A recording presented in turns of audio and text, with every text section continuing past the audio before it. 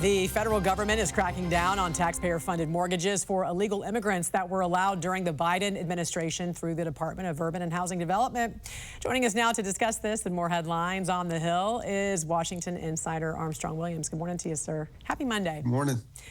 Last week, HUD Secretary Scott Turner announced that the agency had terminated FHA mortgages for illegal immigrants, saying, quote, "At HUD, we only serve 1 out of 4 Americans that we should be serving, and that has to come to an end. And so we're not only making it a priority, but we are making that our only priority, that American citizens will benefit from hardworking American taxpayer dollars." Armstrong, HUD also says it's really unclear just how many illegal immigrants as well as non-permanent residents obtain these FHA-backed loans. What do you make of this? Just imagine coming to this country with nothing, and all of a sudden you're illegal, and you got your mortgages guaranteed, you got the down payment, you take the risk, and this nonsense that they're going to pay them back. How are you going to pay someone back if you're not working? I mean, come on. It should have ended long ago, but these are the kinds of things that the Biden and Harris administration did in the dark that's finally coming to light, and that is ending as it should. And that is what HUD's doing right now.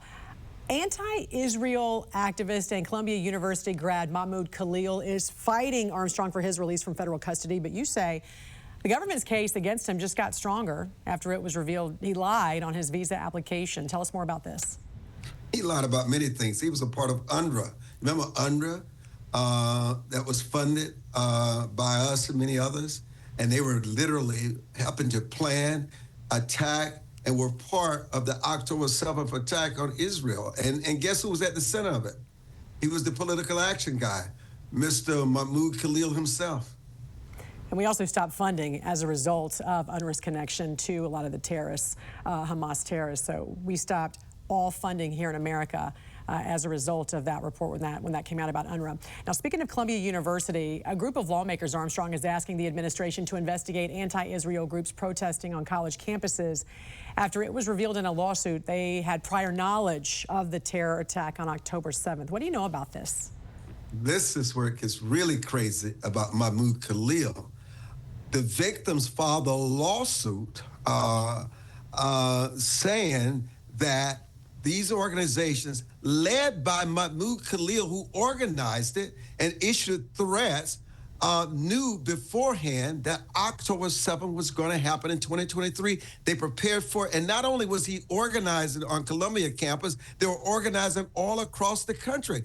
Talk about UNRWA is one thing that we talked about seconds ago, but imagine this guy being at the center of knowing that October 7th was coming and at the dead center of planning it. I mean, it's unbelievable. That's why much has gone silent on Mahmoud Khalil right now, because listen, the judge has a lot to decide in his hearing because he has a lot of evidence that he probably had before. But if he didn't, he has it now.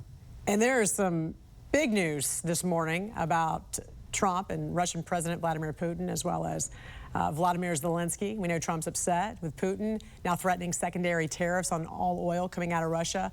How will this end with Russia, ultimately? What do you think?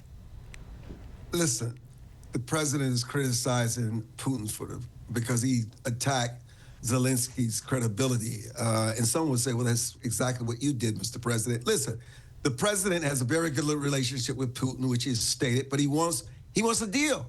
He wants to end this conflict in Ukraine.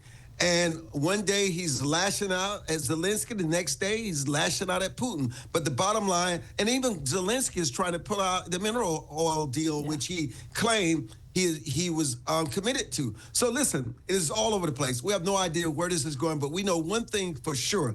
Donald Trump's agenda is one agenda only: bring a conclusion and end this war conflict between Ukraine and Russia. Washington insider Armstrong Williams, always good to see you, sir.